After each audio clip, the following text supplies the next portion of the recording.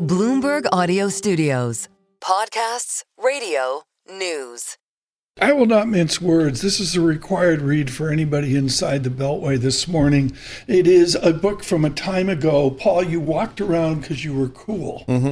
Because Douglas Irwin had a book with a sailboat on the cover. It was a light blue book. It was Against the Tide. And it was absolutely definitive. I read every word of it, and we're thrilled that Professor Irwin could join us from Dartmouth today. Let me just get out of the way. Doug Irwin, a cup of coffee with the president this morning as he prepares his State of the Union. What would be your counsel to President Trump? I don't think he'd want to hear anything I'd have to say. I'd say the Supreme Court did him a favor by trying to put these tariffs on pause. But of course, the president has just reimposed the similar tariffs using different authority. So it was a very important decision. It was a very historic one, but just shunted the president to using different statutory authorities to levy tariffs. And he's going to move forward with them. Will we see a legal battle of these new tariffs? Claudia Sahm, it's away from her remit, which is monetary economics. But Professor Irwin, do you just assume further legal battles about 10% or 15%, 120 whatever, 230 this? Yeah, a lot of numbers being thrown around in terms of the statutes. Yeah, so the new tariffs, which are 10%, he's promised 15%, but they haven't issued the executive order on that quite yet. Those will probably be subject to legal challenge. And that's because the statute allows for the president to impose tariffs in the cases of a balance of payments deficit or disequilibrium. And it's not clear that in an era of floating exchange rates, whether such a thing exists anymore. Now, the other side is that the tariffs can only be in effect for 150 days and then require congressional approval. So there's a lot of uncertainty about how this is going to play out over the next couple months. Professor, I guess most of our viewing and listening audience, what they know about tariffs, they've learned over the last, 6, 7, 8 years, which is just massive tariffs on all types of countries, all types of products across the board. But typically, how are tariffs historically used and how can they be most useful? Well, that's really why this administration marks such a sharp break from what we've seen in terms of historical experience. You probably mentioned Smoot-Hawley on the air over the past couple of years. Before that, actually Smoot-Hawley itself, Congress determined tariffs. It's part of the legislative power of tax. It's in Article 1, Section 8 of the Constitution. And it was basically Congress's decision what to do. Then powers began being delegated to the president, and we entered the era after World War II of the president negotiating trade agreements to reduce tariffs.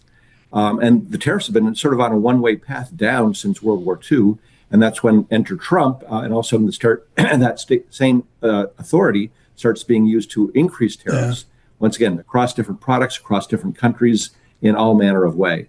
Worldwide and across the nation this morning, Douglas Irwin of Dartmouth College. He is our definitive expert on trade.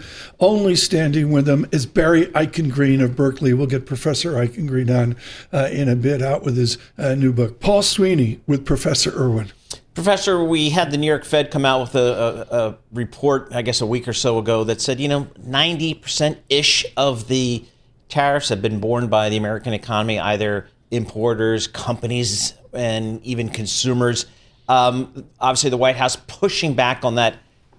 Who pays really at the end of the day for tariffs? Well, the importer in the U.S. actually writes the check, but then they pass it on to whoever they're selling the products to, and it sort of goes along the value chain. That Federal Reserve, that Fed study, it's been sort of replicated, that finding that 90% of the tariffs get passed through to domestic purchasers, either final consumers or businesses along the way. That's been confirmed by at least half a dozen other studies. So study after study has sort of consistently shown that, both for the Trump first-term tariffs as well as these most recent ones. Madeline Marshall has a fabulous video out at the Wall Street Journal. I put it out about a week ago, folks. I'll redo that with the academic input of Douglas Irwin. Doug, your 3 R's of trade policy: revenue, restriction, reciprocity. We're not going to do a quiz at the end of the interview, but Professor Irwin, they're very chronological. And what I find interesting is the restriction, using high tariffs to restrict imports of McKinley in post-Civil War America. I mean, they were all shown the door in the voting. In 1890, the Republicans, including McKinley, basically lost their jobs. Do you anticipate that in November, a McKinley 1890 kind of vote by America? Well, that's a very interesting historical observation. And you're right, it does have some resonance for today. So I mentioned the new statutory authority that the president's levied these tariffs. After 150 days, he might have to ask Congress to re-up those tariffs. Does Congress want to vote for higher tariffs in the summer before midterm elections when Republicans are already divided over trade policy? I don't think so. So it leads into the affordability agenda and prices. And so I think tariffs could be toxic come this fall. What should China do? There's a lot in the press today about how China responds. I guess the president's going to, maybe Doug Irwin's going to carry the president's luggage to China. Could do that. Yeah, I could see it. He could stay in Hong Kong, in Shanghai rather, at the Peace Hotel where Henry Kissinger stayed. I mean, it could do that. Professor Irwin, if you were to go to China with the president, how do you discuss this with Beijing and how do they respond? Well, I think what Beijing is looking for is stability in the bilateral relationship. And that's exactly what we don't have at the moment. Now, we do have special tariffs on China under a different provision of trade law, and those can be subject to negotiation. But we're sort of in this uneasy truce with Beijing about they're not going to restrict rare earths and we're not going to impose further tariffs. How we move out of that remains to be seen. And it really depends on what the administration has in mind. And then Beijing, I think, is holding its cards close to its chest and probably won't do much until it sees what the administration wants.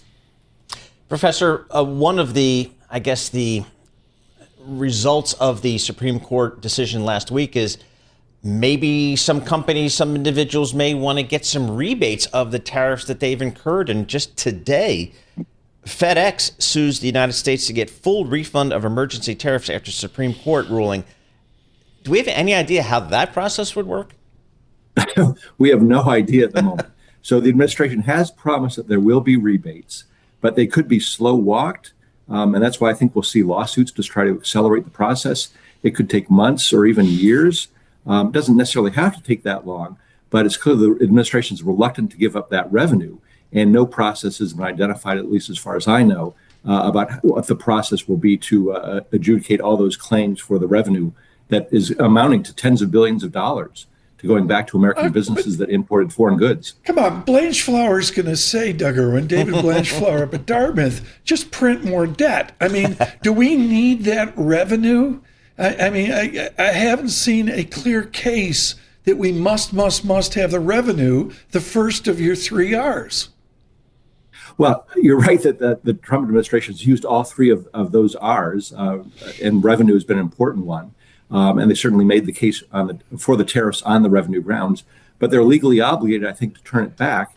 But the question is, it's not a matter of does the government have the money, but can they go back through the records and isolate those firms that actually paid the tariffs in the first place. The continuum of you're against the tide. Folks, I can't emphasize enough. It was like Daniel Yergin's prize. Even if you didn't read it, you walked around with it because it was cool. You had to be cool. So you had Doug Irwin's against the tides. The absolute foundation of your book is Robert Solow, technology. Technology comes to the rescue as America expands in that. Do you just assume our international trade tensions, Doug Irwin, will get fixed by further technology leadership in America? I think the two are interrelated. I think that the U.S. leadership in technology and other matters gets disrupted with all these trade frictions across countries and the tariffs that are going up and down and can change on a whim. So, trade disrupts that process of spreading technology around the world. It inhibits our ability to export to other countries because there's implicit retaliation against the U.S. And it disrupts all the business relationships that are needed to provide the funds for more R&D. So it's not good for our technological development. But at the same time, technology does march to its own drummer to some extent and will continue to move forward, regardless of what is happening on the trade front. Professor, is it reasonable to assume that this Supreme Court decision may embolden Congress to try to reassert some of its authority over tariff policy? Well, it certainly was a wake-up call, and some of the justices really did call out Congress, in not so many words, saying, you have to step up. It's really your responsibility under the Constitution to adjudicate and oversee trade policy. The question is whether they'll do it. Under this administration, I think Congress would act with great trepidation in trying to pull back some of the powers it's delegated to the president.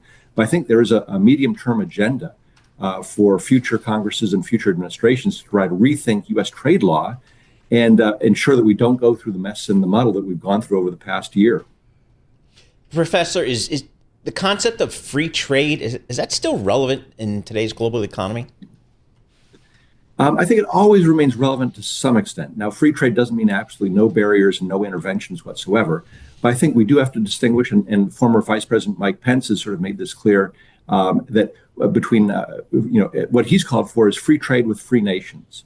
And we have to think about trade as part of our alliance system, as a way of working with allies, and then separating out those countries that are adversaries. And we don't want to treat them the same in terms of our trade policy, because that's an extension of our foreign policy. Well, that's a really good point here. We're going to have to leave here in a bit, Professor Irwin, but off of your wonderful article, and essay, I should say, in The Economist here in the last couple days, can you explain why we're going after Canada and not China? I mean, I know that I still call him Governor Carney from the Bank of England. Mark Carney, good morning, and everyone up in Ottawa. Doug Irwin, why are we going after Canada when we have true adversaries that we're trading with? That's a great question. And unfortunately, I'm giving a talk in Canada in about 2 weeks, so I'm going to have to think this through for our Canadian friends up north. Be careful, you may lose your teeth. Right, that's right. Yes, high sticking. I'll have to talk to the Dartmouth hockey team about how they prevent such things from happening. But I don't know whether it's a personal relationship that Donald Trump didn't forge with Justin Trudeau. Whether there's some real estate deals that went bad in the past, whether there's some other aggrieved parties within the administration that's speaking to the president ill of Canada. But I agree with you in some sense. It just doesn't make sense that here we've had peaceful, cooperative relations with this great neighbor to the north of us for so many decades, and yet we're jeopardizing that with these trade wars. One final question. I mentioned Davenport, Iowa, the first district of Iowa, where the Congresswoman is fighting for her life. What is your counsel to Republican House of Representative types on the precipice of losing their seats? What should they do on trade? Well, I think they really have to speak to their constituents about how, in certain ways, they differ from the president. Once again, in the Midwest farm states, they've been hammered with foreign retaliation against our agricultural exports. So American farmers are really suffering. And so they have to offer some sort of promise that there's a better days ahead in terms of the ability of the U.S. farmers to export to other countries.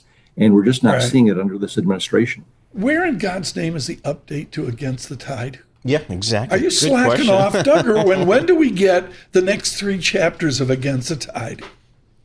I'm not sure, but I've got another book called Free Trade Under Fire. And if there's any time free trade's been under fire, that one's due for a revision. Very good. Douglas Irwin, thank you so much. Just wonderful, generous of your time this morning. He is at Dartmouth.